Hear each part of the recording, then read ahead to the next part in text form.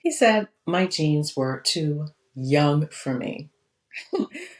And I said, too young for what?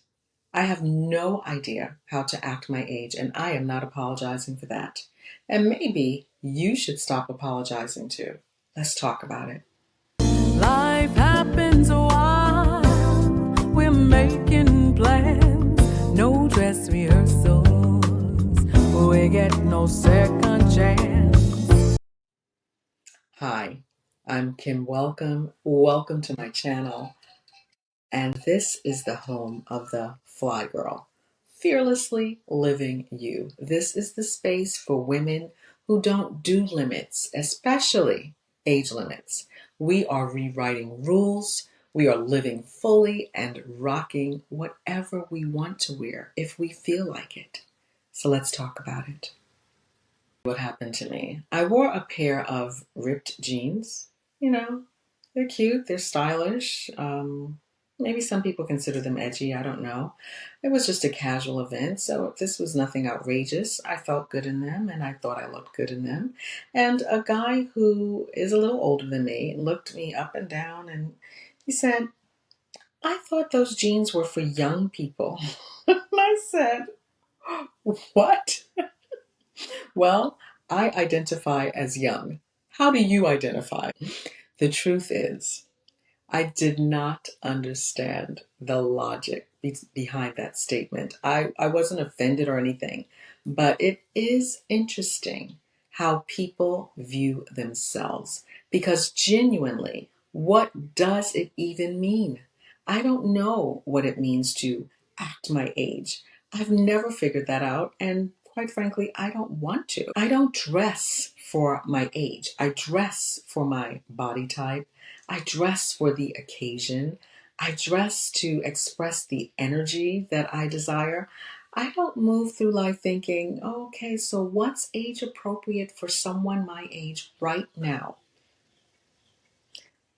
I think, what feels like me?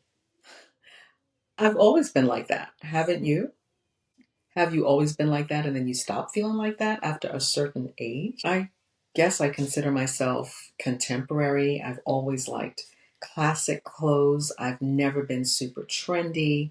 So even in college, there were things that I would never buy or wear. And I don't subscribe to age appropriate, but don't get me wrong, there is such a thing as being appropriate. Appropriate for the occasion or simply appropriate. And so this is just me being a little judgy because, I'm looking at the fashions going on right now and I'm like, listen, girl, that's not appropriate for any age, but I digress. I like clothing that's quality, breathable, natural fabrics. Do you remember the days when we wore all weather wool, slacks to work, and cotton linen blends and good shoes with leather outer and leather lining and even sometimes leather soles? I mean, these are hard to find these days. I remember in college when we would snub acrylic sweaters, but today even designer brands are using that. So, this is like a personal pet peeve of mine and I don't want to go too far on it. But people want to label age for everything, even exercise. I don't know if there's necessarily such a thing as age appropriate exercise as much as it's important to exercise based on your fitness level, because I see people who they are way up there in age and they are doing exercise that younger people can't. I see 25-year-olds panting in the gym while 60-year-olds are out there kicking butt. And what about hair color? Hair color doesn't have an age, but it does have a look. You know, I like gray hair, just not on me. It makes me look ashy.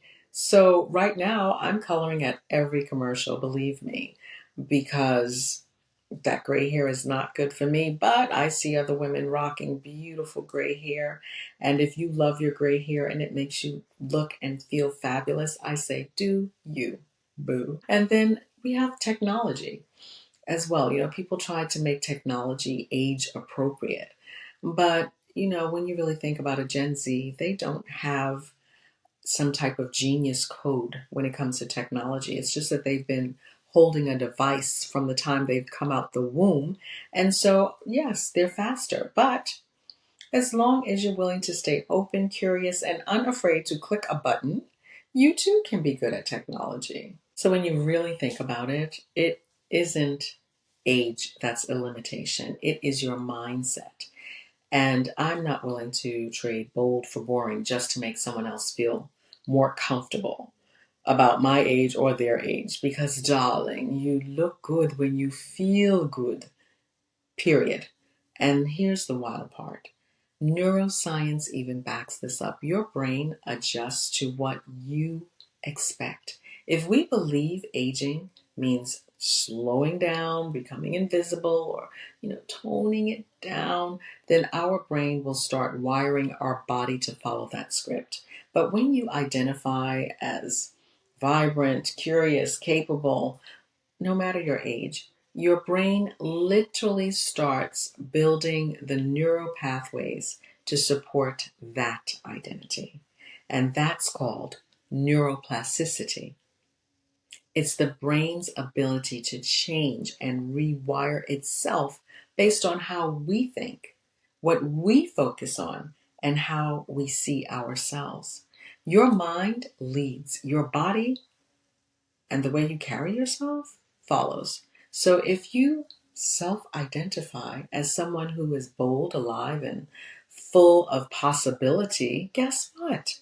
Your energy, your posture, your choices, they rise to meet that identity. And that is not fluff, that is science. So you don't owe anyone an age appropriate version of yourself. Your style, your fitness, your goals, your energy, none of it is dictated by the year on your birth certificate. Science proves it. Your brain is listening to what you tell it. So speak boldly, identify powerfully, choose the identity that lights you up, and watch your mind and body rise to match. You get to decide how you age. And I say we do it with confidence and intention. This is your time.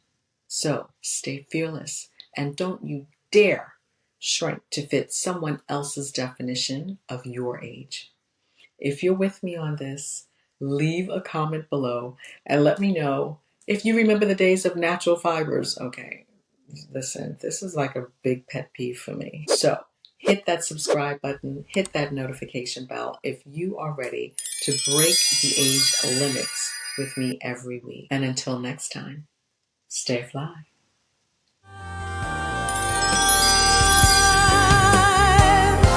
Life's what's happening.